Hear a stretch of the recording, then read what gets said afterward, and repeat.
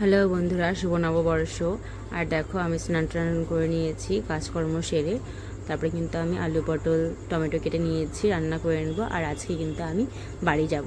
তো পটলগুলো ভালো করে আমি তেল দিয়ে ভেজে নিচ্ছি নুন হলুদ দিয়ে। আর এদিকে আমি কিন্তু তরকারির জন্য মশলা রেডি করে নিচ্ছি। এদিকে আমি তেলের মধ্যে ফোড়ন দিয়ে দিলাম জিরে আর তেজপাতা। ফোড়ন দিয়ে আমি আলুগুলো ভেজে নিচ্ছি। আর এদিকে হলুদ লঙ্কার গুঁড়ো আমি একটু কাঁচা তেল দিয়ে জল দিয়ে কিন্তু মিলিয়ে নিচ্ছি। আর একটু আদা বেটে নেব, আদাটাও মিলিয়ে নেব।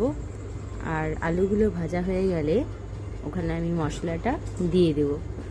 আর আমি কিন্তু জিরে আর ধনে ভেজে রেখেছি লাস্টে দেওয়ার জন্য তরকারিতে। তো আলুগুলো ভাজা হয়ে গেলে আমি মশলা দিয়ে দিচ্ছি আর একটু নেড়ে চেড়ে নেবো। মশলাটা ভাজা হয়ে গেলে এখানে পরিমাণ মতন লবণ দিয়ে দেবো। আর লবণ দেওয়ার পরে টমেটো কুচিগুলো দিয়ে দেবো। টমেটোগুলো ভালো করে নেড়ে চেড়ে নিচ্ছি যাতে টমেটোগুলো একবারে গলে না যায়, সের জন্য আমি একটু পরে দিয়েছি টমেটোগুলো। আর পটল দিয়ে একটু নেড়ে চেড়ে পরিমাণ মতন জল দিয়ে এখন কিন্তু ঢেকে দেবো। ঢেকে দেওয়ার পরে আমি রুটি বাড়ি নিচ্ছি। আর একটু তরকারি রয়েছে, কালকে মাংস তরকারি আর রুটি দিয়ে সবাইকে খাবার দিয়ে দেবো, আমরাও খেয়ে নেব। তো আমি দিয়ে দিলাম মশলা। তরকারি আলু পটল সেদ্ধ হয়ে যাওয়ার পরে মশলা দিয়ে আমি কিন্তু নামিয়ে দিয়েছি। দেখো তরকারি কাটা কিন্তু দারুণ হয়েছে, তাই না? আর খেতেও কিন্তু খুব দারুণ হয়। তো এদিকে আমি কিন্তু চচ্চড়ি করবো ডাঁটা আর সজনে দিয়ে। এখানে আমি পাঁচফোড়ন আর শুকনো লঙ্কা ফোড়ন দিয়ে আমি সজনে ডাঁটা দিয়ে নাড়াচাড়া করে নিচ্ছি। নাড়াচাড়া করে নেওয়ার পরে এখানের জন্য আমি 4-5টা লঙ্কা দিয়ে দিলাম। আর একটু সর্ষে ভিজিয়ে রেখেছিলাম, সর্ষেটা আমি বেটে এখানে দিয়ে দেবো। পরিমাণ মতো নুন হলুদ দিয়ে ভালো করে নেড়েছে, একটু জল দিয়ে দিয়েছি। আর এটা হালকা একটু সেদ্ধ হয়ে যাওয়ার পরে কিন্তু আমি সর্ষেটাও দিয়েছি। সর্ষেটা দেওয়ার পর একটু ঢেকে রেখেছি 2 মিনিটের মতন। তারপরে নেড়েছে দেখি সব সেদ্ধ হয়ে গেছে। আর একটু চিনি দিয়ে নেড়েছি, আবার নামিয়ে দিয়েছি। দেখো পটলের তরকারি, শাক আর হচ্ছে ডাঁটার চচ্চড়ি। আর ভাতটা আমি লাস্টে বসিয়েছি। আর দেখো বাবা কিন্তু নিতে চলে এসেছে।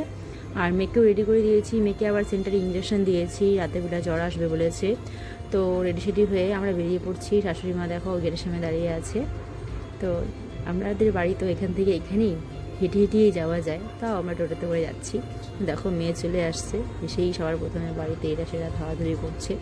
আর দেখো দিদি লাড্ডু মিষ্টি দিয়ে দিয়েছিল, খেলাম দেখি এত মিষ্টি, আমার তো ভালোই লাগে না এত মিষ্টি।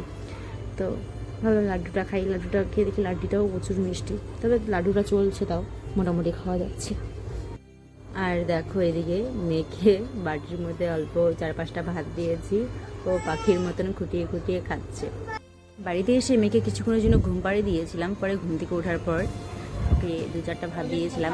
মা আমার জন্য পুঁটি মাছের চচ্চড়ি, সজনা চচ্চড়ি আর করলা ভাজা ভেজে রেখেছিল, এগুলো দিয়ে ভাত খেয়ে নিলাম। আর ডালও করেছিল, ডাল নিলাম না, টক ডাল করেছিল। পরে খাওয়া দাওয়া করে একটু আমি আর মেয়ে বিশ্রাম করে নিলাম। আর মেয়ে তো অনেক লেট করে ঘুমিয়েছে, এর জন্য বিকালবেলা আর ঘুম পারলাম না। তো সন্ধ্যাবেলা একটু ঘুরে টুরে আসলাম আমরা দুজন, বৌদি বাড়ি থেকে বাপ্পাদার বাড়ি থেকে। তো ডাকছিল বৌদি, দুপুদি ডাকার পর এখানে আমাদের তরমুজ আঙ্গুর দিয়েছিল খেতে, আমরা খেয়ে টেয়ে চলে আসলাম।